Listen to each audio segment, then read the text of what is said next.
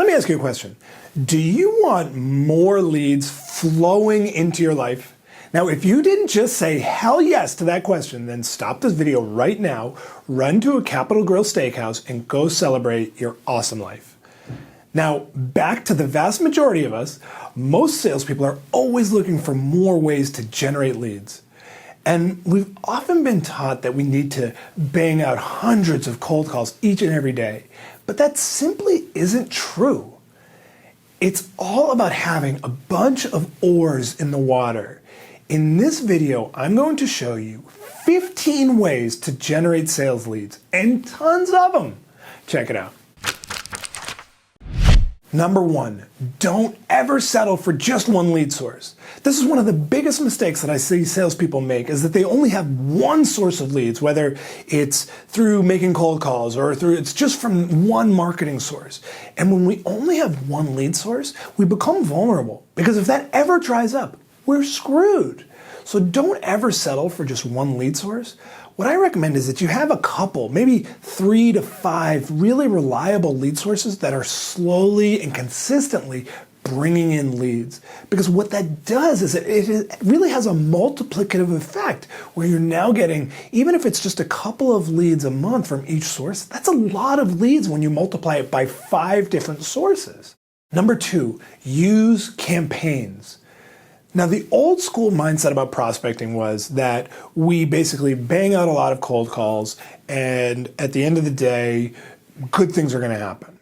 What I'm suggesting is that instead of that old school mindset of prospecting, we want to use prospecting campaigns where we have a number of steps that we take each and every prospect through. So that way, as we're going through the process of trying to connect with a prospect, they're slowly but surely starting to meet us. They're slowly but surely starting to understand who we are. So it's really reaching out to them in a number of different ways, which we're going to talk about here. But thinking about how can we touch them in, let's say, 15 different ways over the course of a couple of different months. And then by the end, by 3 months in, when they finally pick up that phone or when they finally respond to that email, they know who we are. Number 3, share valuable content. This is really one of the most effective ways to slowly but surely start to build a relationship with our prospects. The old school traditional mindset about selling was that the buyer had all of the value, really. They were the ones with the money and the purse strings, and the salesperson was just trying to get into that money. He was trying to get into that purse. And the modern mindset towards selling is we as salespeople have a lot of valuable insight, a lot of valuable content. Our companies can create a lot of content that can be really useful to the prospect or to the buyer in a way that they don't even have to pay for that content necessarily up front. So share that valuable content. Maybe it's an ebook, maybe it's white papers, maybe it's some kinds of case studies, but sharing that valuable content is slowly going to help build that relationship with the prospect before they ever get on the phone with you. Because remember, most buyers are doing at least 50% of their buying process before they even talk to us. We've got to make sure that we're slowly giving them insight that makes them say, geez, I've really got to talk to this person. Number 4, scripted prospecting calls. I think so many salespeople get really uncomfortable with this idea of scripted calls because they think, well, if I'm going to be scripted, I'm going to sound scripted. And so as a result, when they actually get a prospect on the phone, they kind of meander, they go all over the place. And they're very unlikely to be effective when they're doing that.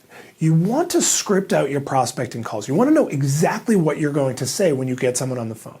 Do you know already exactly what you're going to be saying? If you do, great. But if not, script it out. Just take 10 minutes to really write it out. If at the very least, just have some bullet points. But what I'm doing with every single one of my clients is I'm making sure that they have an exact script that they're using when they're talking to prospects. And then practice is what gets it to sound not scripted. You just have to practice it a couple of times and make sure that it doesn't sound scripted. But make sure you know exactly what you're going to say by using that script. Number 5, use voicemails to follow up on the other methods.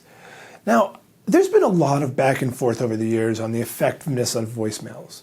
And there's, again, like the reason that we talk about having many oars in the water, multiple oars, is we never know exactly what's going to work. But voicemails are actually a pretty effective way to just get on the prospect's radar. Now, I'm not suggesting that we leave a voicemail every single time we make a call, but use voicemail as a way to just show that you're a real person. When you send an email or you send over a package or you send over something that's of value to them, follow up. And if they don't pick up, maybe leave a voicemail. And make sure that you know exactly what you're going to say and that you've scripted it out and you're not just meandering and going all over the place, but use that voicemail to follow up on those other methods that you're trying to get through to the person. Number 6, email sequences. Particularly to my folks that are selling to a large universe of prospects. Let's say you have a lot of different people that could be your prospective client. Email sequences are incredibly effective. And so what an email sequence is it's basically a pre-planned sequence of emails that are going to essentially automated will go out to the prospect. And by the way, it's not using Constant Contact or some HTML email service. I'm talking about from your personal email or your work email.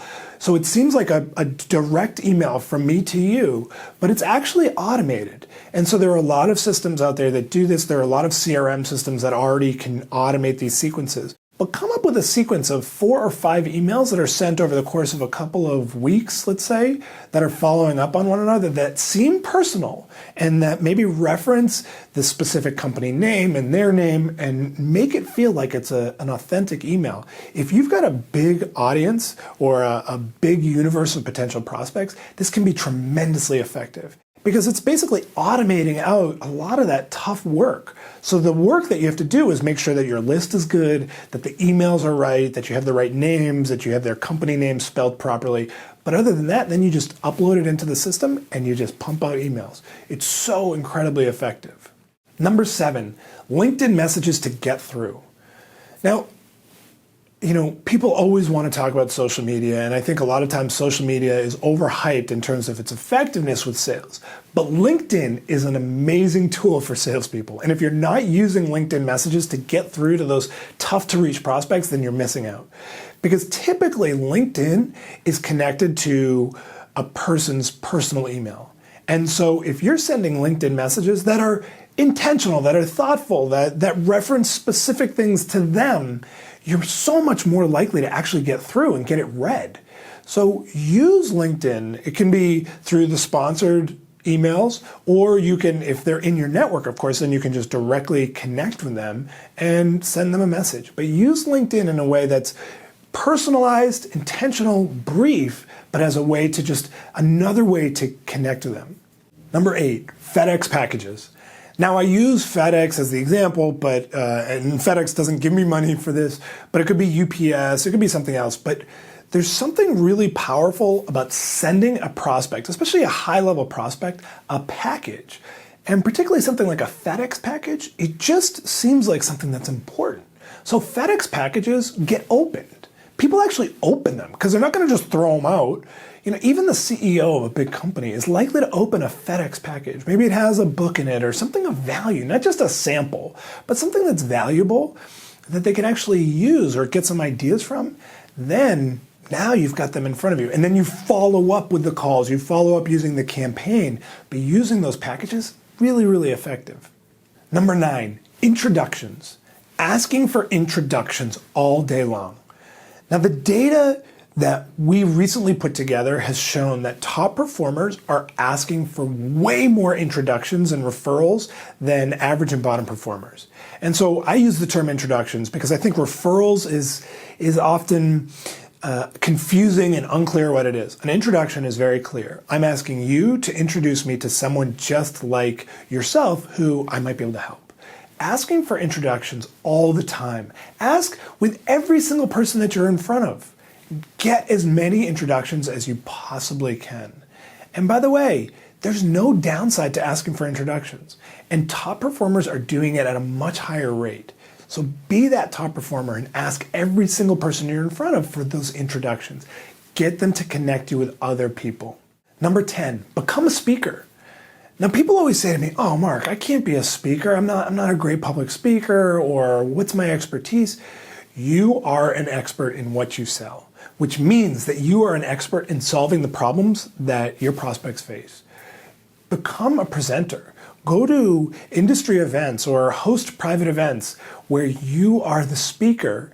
And you're not just giving a sales pitch, but you're giving them valuable insight. And oh, by the way, at the end, you can set up meetings as a result of that speech. Becoming a speaker is, I know it's a high level concept, and a lot of people here watching this probably won't do it. But if you have the guts, if you really have the confidence, you are going to be so much more successful, because what you're doing is you're getting in front of all of these people all at one time. Become a speaker. Number 11, targeted networking. Now, I think a lot of salespeople will use networking as a way to get in front of prospects. But what I think a lot of people miss is really being targeted about it, being highly intentional about where you're networking and what your goal is when you're actually networking. So there's two forms of networking. There's networking with your prospects. So you could join trade associations or some kind of a group where your prospects actually are there, and that's a perfect opportunity. Targeted, really hyper-focused networking. The other, of course, is getting involved in groups that are your own industry, where you might be able to connect with people who could possibly connect you to other folks.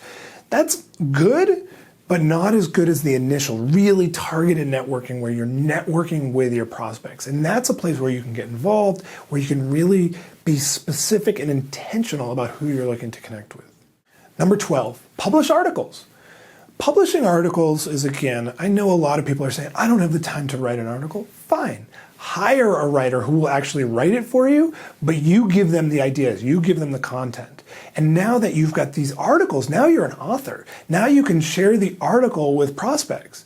And what's cool about an article is that it doesn't feel salesy. It's not like a brochure. An article has information, it has insight, and it's something that your prospects actually are looking to read because they're looking for solutions to their problems. If you publish articles and then share them, send them out to people, you are going to just get on people's radar that much more effectively. Number 13, host private events. I talked about becoming a speaker, so maybe you are the speaker, maybe you get another person to speak, but hosting a private event where you invite your prospects, maybe you invite some of your top clients to come. If it's a private, exclusive event at a venue that seems important, maybe it's at a Ritz or at a university club or someplace that feels exclusive, not just your company headquarters, but invites people to come together, and you give them content, you give them real value. Hosting these private events, people want to go to exclusive events. You'll be amazed with how many people are really willing to come to something if it feels exclusive. Number 14, sell deeper. Now, we've spent all this time talking about how do I get new business, but what about the business that you already have that could be much more business? Are you spending time really going deeply into your client's world, understanding how you could be better helping them, and at the same time making those sales into much bigger sales, selling more deeply? A lot of times salespeople, they close a sale and then immediately go on to, okay, I've got to close the next. But how can you sell more deeply into your existing clients? They're already there. They already like you. They already know you. How can you sell more deeply into those folks? Number 15, partner up. Identify other organizations that maybe sell to the same types of prospects that are competitive, but they really do sell to the same people, and partner up with them. Identify people that could recommend you and you could recommend them, and you work together to really grow each other's business. They've already got some clients, you've already got clients.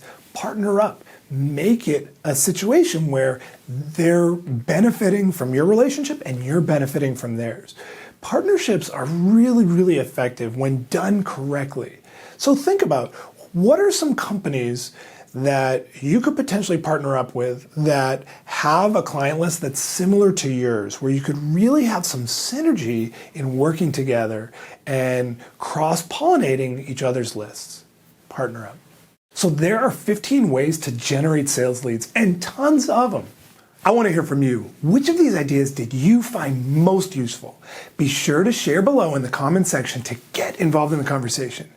And if you enjoyed this video, then I have an awesome free ebook on 25 tips to crush your sales goal. Just click right here to get it instantly. Seriously, just click right here. It's free. Also, if you got some value, please like this video below on YouTube and be sure to subscribe to my channel by clicking my face right here to get access to a new video just like this one each and every week.